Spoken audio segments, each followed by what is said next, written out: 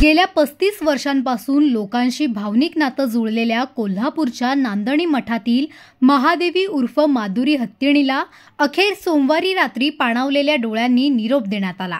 मुंबई उच्च न्यायालयाचा निर्णय कायम ठेवत सुप्रीम कोर्टाने नांदणीकरांची याचिका फेटाळल्याने हत्तीणीला नेण्यासाठी सोमवारी रात्रीच वनताराचं पथक नांदणीत दाखल झालं।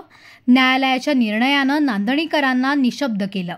त्यामुळे काळजावर दगड ठेवून न्यायालयाचा आदर करत शेवटी नांदणीकरांनी महादेवी हत्तीणीला निरोप दिला। महादेवी हत्तीणीचं पूजन करत गावातून भव्य मिरवणूक काढण्यात आली। यावेळी महादेवी हत्तीणीचं दर्शन घेण्यासाठी नांदणीत जनसागर लोटला होता, तर औक्षण करण्यासाठी महिलाही मोठ्या संख्येने रस्त्यावर उतरल्या होत्या। यावेळी महादेवी हत्तीणीला निरोप देताना जिनसेन भट्टाकर पट्टाचार्य स्वामींसह गावकऱ्यांना देखील अश्रू अनावर झाले होते।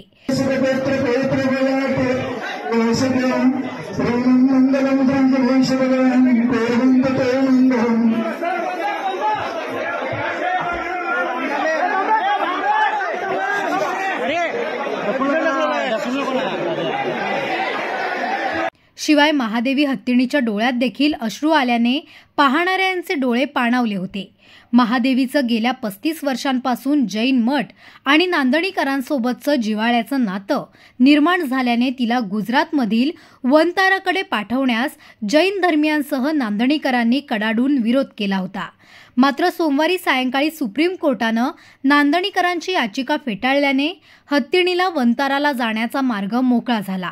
दरम्यान हत्तीणीला निरोप देताना नांदणीकरांच्या भावना अनावर झाल्याने या प्रकरणाला रात्री उशिरा हिंसक वळण आलं। जमावाने पोलिसांच्या अनेक वाहनांवर दगडफेक केली, त्यामुळे पोलिसांनी लाठीचार्ज करत परिस्थिती नियंत्रणात आणली। त्यानंतर रात्री उशिरा नांदणी मठाची महादेवी हत्तीण नांदणीतून गुजरातमधील वनताराकडे रवाना झाली। यावेळी नांदणीत काही काळ वातावरण तणावपूर्ण बनलं होतं।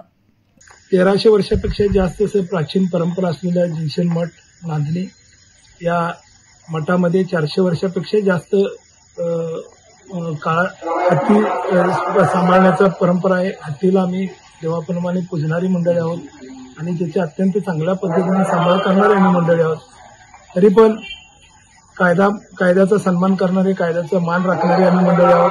त्यामुळे आमच्या मठाचे मठाधीश जिनसेन स्वामीजी आणि आम्ही सर्व ट्रस्टी मंडळी आणि सर्व श्रावकांनी कोर्टाने दिलेला, सुप्रीम कोर्टाने जो निर्णय दिला की हा हत्ती वनताराकडे सुपूर्द करावा, त्या निर्णयाचा सन्मान करून आणि पोलीस प्रशासन आणि वन विभागाच्या मध्यस्थीनं वनताराचे आलेल्या टीमकडे हत्ती सुपूर्द करण्याचा निर्णय घेतलेला आहे।